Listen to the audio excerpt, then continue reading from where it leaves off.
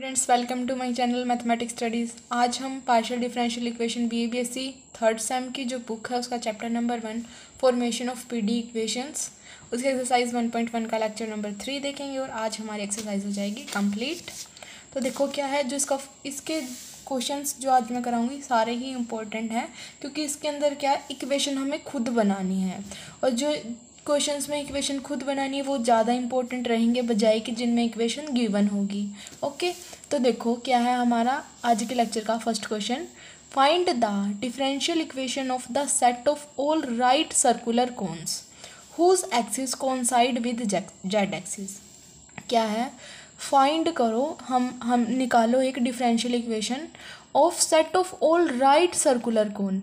Right circular cone के जो set है मतलब उनकी इक्वेशन निकालो जिनके जो एक्सिस है ना वो किसके ऊपर कोइंसाइड कर रही है, मतलब जेड एक्सिस के ऊपर है। एक्सिस एक्स और वाई एक्सिस के ऊपर ना होते हुए किस पे है, जेड एक्सिस के ऊपर है। अभी देखो कोन आपका किस टाइप का होता है, इस टाइप का होता है, ठीक है। अब बोल रहे हैं कि जो ये एक्सिस है ना वो किस पे लाई कर रही है, हमारी जेड एक्सिस पे है ये। और जो ये इसका वर्टेक्स होगा फिर वो क्या हो जाएगा, अगर ये जेड एक्सिस पे है तो वर्टेक्स इसका हो जाएगा 0 0। और जो एक्सिस के साथ ये एक साइड का एंगल होगा वो क्या होता है हमारा सेमी वर्टिकल एंगल, जिसको हम किससे डिनोट करेंगे, इसमें अल्फा से।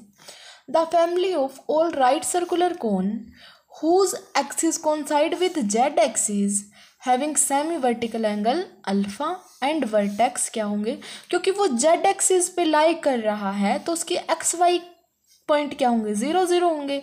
तो क्या हो गया यहाँ 0 0 आ गया।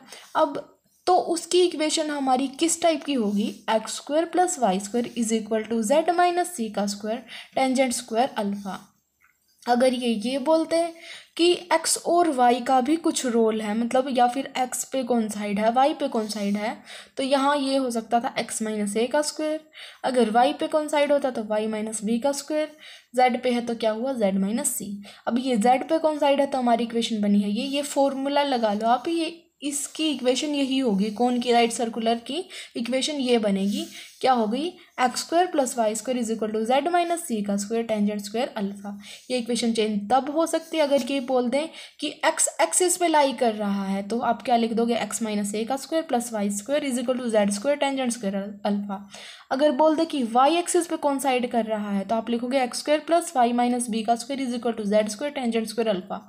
लेकिन इस क्वेश्चन में क्या बोल रखा है कि जेड एक्सिस पे कौन साइड है, तो इस क्या हो गया, x square plus y square is equal to z minus c square tangent square alpha.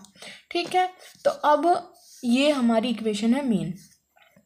इसमें हमें क्या दिख रहा है कि जो हमारा सी है एंड अल्फा है वो हमारे क्या है, आर्बिट्ररी कॉन्स्टेंट्स, और हमें यही एलिमिनेट करने हैं। और एलिमिनेट करने का क्या मेथड होता है, हमारा एक ही मेथड है। इस इक्वेशन को पहले एक्स के रिस्पेक्ट में डिफरेंशिएट कर दो पार्शियली, और इसी इक्वेशन को वाई के रिस्पेक्ट में पार्शियल डेरिवेटिव कर दो इसका। तो देखो जब हम इसका एक्स के रिस्पेक्ट में पार्शियल डेरिवेटिव करेंगे तो क्या हो जाएगा, 2x इसका 0 is equal to 2z minus c curl z upon curl x tangent square alpha, क्योंकि ये कांस्टेंट है ना अल्फा, तो टेंजेंट स्क्वायर अल्फा कांस्टेंट रहेगा। तो आपकी ये टर्म आ गई। जब हम इसका y के रिस्पेक्ट में करेंगे तो इस टर्म का तो 0 हो जाएगा, क्या आएगा, 2y is equal to 2z minus c curl z upon curl y tangent square alpha. तो आपकी ये इक्वेशन आ गई, एक सेकंड एक थर्ड। अब देखो अगर हम ध्यान से देखें तो इसमें से क्या हो रहा है, हमें क्या करना है इसमें, ये सोचो पहले कि सी और अल्फा को एलिमिनेट करना। अब इस इक्वेशन को अगर हम एक दूसरे से डिवाइड कर दें तो देखो सी वाली टर्म भी कैंसिल हो जाएगी, अल्फा वाली टर्म भी कैंसिल हो जाएगी, और हमें यही तो चाहिए कि ना सी हो ना अल्फा हो। तो हमने क्या किया, इस इक्वेशन को इससे डिवाइड कर दिया। जब हमने इसको इससे डिवाइड कर दिया तो 2 से 2 कैंसिल हो गया, यहाँ भी 2 से 2, जेड माइनस सी से z minus c, tangent square alpha से टेंजेंट स्क्वायर अल्फा। तो क्या बचा, x by y is equal to curl z upon curl x upon curl z upon curl y. उसके बाद हमने क्या कर दी, क्रॉस मल्टीप्लाई, तो क्या हो गया, x curl z upon curl y is equal to y curl z upon curl x. इस इक्वेशन के अंदर ना तो हमारा क्या है, सी है, ना ही अल्फा है, तो यही हमारी क्या हो गई, required equation. This is our required equation या फिर रिक्वायर्ड रिजल्ट, क्योंकि इसके अंदर ना तो अल्फा है ना ही सी है, कोई भी आर्बिट्ररी कांस्टेंट नहीं है। अब है हमारा next question, find the differential equation of all planes which are at constant distance a from the origin.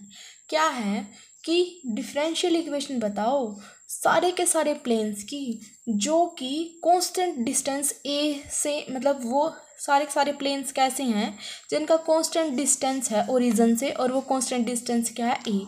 तो देखो प्लेन की इक्वेशन हमारी किस टाइप की होती है, l x plus m y plus n z. ये हमने सॉलिड ज्योमेट्री में पढ़ रखे हैं, अगर याद नहीं भी है तो कोई दिक्कत नहीं है, अब देख लो इसी क्वेश्चन में इसका यूज़ होना है बस, ठीक है।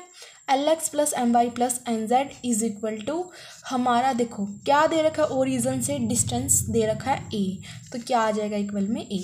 क्या बन गई, प्लेन की इक्वेशन हमारी इस टाइप की ही होती है, l x plus m y plus n z is equal to a. जो ये एल एम एन ये हमारे क्या होते हैं, डायरेक्शन कोसाइंस। और डायरेक्शन कोसाइंस के ये भी आपको पता होना चाहिए कि जो ये डायरेक्शन कोसाइंस है, देखो क्या है, एल एम एन आपके क्या है, डायरेक्शन कोसाइन। और डायरेक्शन कोसाइंस के स्क्वायर का सम किसके इक्वल होता है, 1 के, मतलब l square plus m square plus n square किसके इक्वल हो जाएगा, 1 के इक्वल हो जाएगा। ओके, क्या बोल रखा है, find the differential equation of all planes, सारे के सारे प्लेन्स की डिफरेंशियल इक्वेशन निकालो जो कि एक कांस्टेंट डिस्टेंस से है पर हैं ओरिजन से। तो हमारी प्लेन की इक्वेशन हो जाएगी ये, तो हमने लिख दी the equation of given plane, जो हमें गिवन प्लेन दे रखा है उसकी इक्वेशन बन गई ये। वेयर जिसके अंदर l m n are the direction cosine, d c मतलब direction cosine of normal from the origin to the plane. Okay, direction cosines के स्क्वायर का सम किसके इक्वल हो जाएगा, 1 के इक्वल हो जाएगा। उसके बाद हमने क्या किया है, हमने ये सोचा कि हम एल एम की फॉर्म में रख लें इसको, तो हमने क्या किया, यहाँ पे एन स्क्वायर की वैल्यू निकाल ली, उसको उधर लेके चले गए, minus of l square minus of m square, n square है ना, तो स्क्वायर जाके उधर क्या हो जाएगा, रूट, तो एन की वैल्यू क्या आ गई, under root of 1 minus l square minus m square. अब जो ये एन की वैल्यू है वो हमने इस इक्वेशन के अंदर पुट कर दी, तो हमारा क्या बन गया, l x plus m y plus n की जगह ये लिखोगे तो under root of 1 minus l square m square z is equal to a. तो इक्वेशन नंबर 2 आपकी बन गई। ओके, वही करना तो हमें क्या ही है इसके अंदर, एक्स के रिस्पेक्ट में डेरिवेटिव करेंगे, वाई के रिस्पेक्ट में पार्शियल डेरिवेटिव करेंगे, फिर देखेंगे हमारी इक्वेशन क्या बनती है।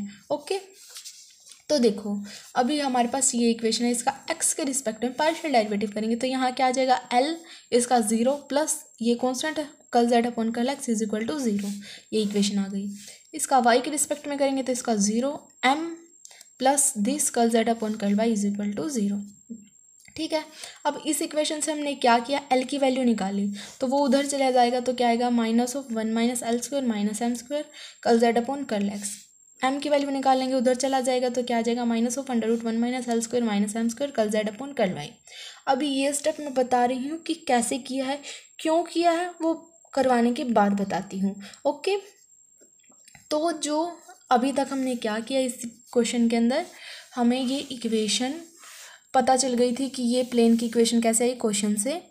फिर हमें पता है कि डायरेक्शन कोसाइंस का स्क्वायर का सम 1 के इक्वल होता है, यहाँ से एन की वैल्यू निकाली, इसके अंदर पुट कर दी, एक्स और वाई के रिस्पेक्ट में डेरिवेटिव कर दिया, एल की वैल्यू आ गई, एम की वैल्यू आ गई।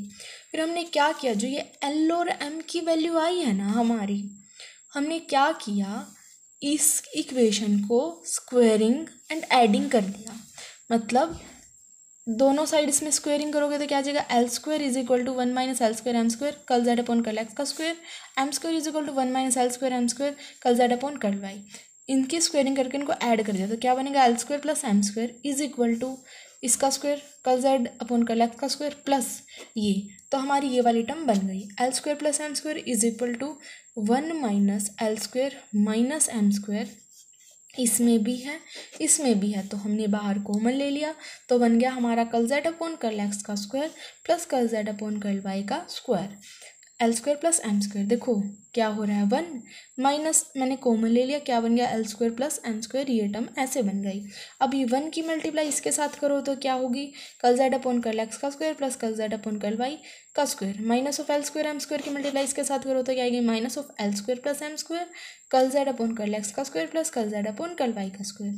अब हमने क्या किया, नेक्स्ट स्टेप में इसको उधर लेके चले गए, तो ये क्या हो जाएगा, ऐड में और इक्वल टू ये, मतलब हमारी इक्वेशन बन जाएगी ये वाली। ओके, फिर हमने क्या किया, देखो इसमें भी l square plus m square, इसमें भी l square plus m square, तो दोनों में से कॉमन ले लिया, क्या बन गया, 1 plus curl z upon curl x का square plus curl z upon curl y का square is equal to curl z upon curl x का square plus curl z upon curl y का स्क्वायर। तो क्या आ गया यहाँ से l square plus m square की वैल्यू, दिस बाई में मतलब ये टर्म और इसके ये मल्टीप्लाई में इसके साथ, तो बाई में उधर जाके क्या हो जाएगा डिवाइड में हो जाएगा, तो ये टर्म बन गई। ठीक है, अभी मैं आपको समझाती हूँ कि l square plus m square क्यों किया है। उससे पहले एक स्टेप और देख लो, हमने क्या किया, दोनों साइड क्या किया, 1 में से ये वाली टर्म्स दोनों सब्ट्रैक्ट कर दी हैं। ओके, तो 1 minus l square plus m square मतलब दोनों में क्या किया, 1 माइनस कर दिया, इधर भी 1 माइनस इधर भी 1 माइनस, तो क्या हो गया, ये 1 minus l square minus m square, और ये हम एल्शियम ले रहे हैं, तो क्या बन गया, 1 plus curl z upon curl x का square plus curl z upon curl y का square minus curl z upon curl x का square minus curl z upon curl y का स्क्वायर अपॉन दिस, ये वाले टर्म इससे cancel, ये वाले term इससे कैंसिल, क्या बन गया हमारा 1 minus l square minus m square is equal to 1 upon 1 plus curl z upon curl x का square curl z upon curl y का स्क्वायर। अब देखो मेन बात कि हमें कैसे पता चला कि इसकी स्टार्टिंग ऐसे होगी l square plus m square से। ठीक है, अब देखो जब हमने स्टार्टिंग में क्वेश्चन किया था तो हमारी एन की वैल्यू इस टाइप की आ गई थी, under root of 1 minus l square m square. जब हमने एल की वैल्यू निकाली वो भी कुछ इस टाइप से हमें दिख रही थी, जब हमने एम की वैल्यू निकाली उसके अंदर भी कुछ इस टाइप की टर्म आ रही थी। तो अब हमें दिख रहा है इसके अंदर कि under root of 1 minus l square plus m square type की टर्म है। अब हमने जब एल और एम निकाला तो हमने सोचा कि हम ये वाली इक्वेशन ही बनाते हैं, कि हम क्या निकाल लेते हैं, 1 minus l square plus m square निकाल लेते हैं, ताकि हम बाद में बस क्या कर दें, ये वाली टर्म निकाल लें और बाद में इस वाली टर्म की जगह जो हमारी वैल्यू है वो पुट कर दें। तो इस वजह से क्योंकि हमें एल में भी यही टर्म चाहिए, एम में भी यही टर्म चाहिए, एन में भी यही टर्म चाहिए, तो हमने क्या किया, यही टर्म निकाल ली स्टार्टिंग में l square plus m square, and उसके बाद l square plus m square निकालने के बाद हमने क्या किया, दोनों साइड 1 माइनस कर दिया। तो जब हमने l square plus m square निकाला तो हमारी ये टर्म बन गई। उसके बाद हमने क्या किया, 1 minus l square plus m square किया, तो हमारी ये वाली टर्म बन गई। क्यों, क्योंकि हमारा एल भी इसी फॉर्म में है, एम भी इसी फॉर्म में और एन भी इसी फॉर्म में है, इस वजह से हमने पहले l square plus m square निकाला, देन 1 माइनस कर दिया। ओके, अब हम क्या निकालेंगे, इसमें एल एम की वैल्यू निकालेंगे। कैसे निकालेंगे, इसके अंदर पुट कर देंगे वैल्यू। तो देखो फ्रॉम फिफ्थ एल की वैल्यू देखो क्या है, ये है, तो हमने फिफ्थ इक्वेशन ऐसे केस उठा ली, l is equal to minus of under root 1 minus l square minus m square curl z upon curl x. अब देखो इसकी वैल्यू हमारी क्या है, देखो हमें किसकी वैल्यू पता है, 1 minus l square minus m square की वैल्यू पता है ना, तो ये अंडर रूट है एक बाहर, तो ये अंडर रूट तो एज इट इज़, और इसकी वैल्यू क्या है 1 बाय दिस, तो देखो हमें तो इसकी वैल्यू चाहिए, तो under root as it is इसकी वैल्यू हमारी क्या है 1 by 1 plus curl z upon curl x का square plus curl z upon curl y का स्क्वायर। अब अंडर रूट ऑफ 1 तो 1 ही होगा, तो नीचे अंडर रूट बच जाएगा, तो क्या गया minus of curl z upon curl x under root this. तो हमारी ये इक्वेशन बन गई। अब हम क्या करेंगे, इस इक्वेशन से m की वैल्यू ले लेंगे इधर से और ये वाली वैल्यू पुट कर देंगे, तो m की वैल्यू क्या आ जाएगी, ये माइनस ऑफ अंडर, ये तो हमने वही इक्वेशन लिख दिया डायरेक्ट, उसके बाद इसकी वैल्यू पुट करेंगे तो हमारी ये वाली टर्म बन जाएगी। ओके, अगर आप चाहो तो यहाँ से फिर n की वैल्यू भी निकालो, या फिर जब डायरेक्ट इसके अंदर आप पुट करोगे तब पुट कर लेना, जैसे आपकी बुक में भी कर रखी है और कॉपी में भी ऐसे ही कर रखा है। देखो अब आपकी क्या आ गई, एल की वैल्यू भी आ गई, एम की वैल्यू भी आ गई। अब हम क्या कर रहे हैं, जो इक्वेशन नंबर 2 है एल एम और इसकी वैल्यू इक्वेशन नंबर 2 के अंदर पुट कर रहे हैं। एल की वैल्यू अभी हमने निकाली ये वाली, और एम की वैल्यू हमने निकाली ये वाली, तो हमने इसके अंदर कर दी पुट। ओके, उसके बाद हमने देखो क्या था, l x plus m y, l की वैल्यू जो निकाली थी वो इंटू में एक्स, एम की वैल्यू जो निकाली थी वो इंटू में वाई, प्लस क्या है हमारा ये इंटू जेड। अब इसकी वैल्यू क्या है, 1 minus l square m square की 1 by 1 plus curl z upon curl x का square plus curl z upon curl y का स्क्वायर, और अंडर रूट भी है तो यहाँ अंडर रूट भी आ जाएगा, into z is equal to a. Okay, फिर हमने क्या किया, इस सब में से ये कॉमन आ रहा है तो बाहर कॉमन ले लिया, एंड देन वो उधर जाके मल्टीप्लाई में हो जाएगा, तो क्या हो जाएगा हमारा minus of x curl z upon curl x minus of y curl z upon curl y plus z is equal to a, into में वो हो जाएगा।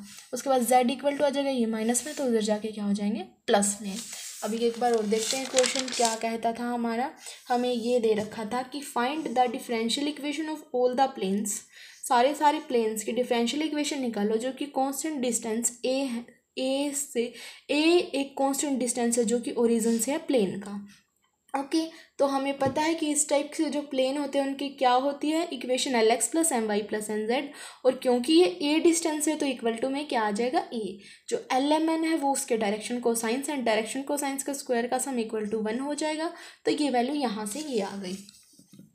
उसके बाद हमने यहाँ से n की वैल्यू निकाली और इस इक्वेशन के अंदर कर दी पुट करने के बाद हमने क्या किया, हमारी ये टर्म बन गई जो हम स्टार्टिंग में स्टेप करते हैं, इसका x के रिस्पेक्ट में डेरिवेटिव किया, y के रिस्पेक्ट में करा पार्शियल डेरिवेटिव, l की वैल्यू आ गई, m की वैल्यू आ गई। फिर हमने देखा l में भी इस टाइप की टर्म है, m में भी इस टाइप की टर्म है, तो n में भी इस टाइप की टर्म है, तो क्यों ना हम यही टर्म निकाल लें।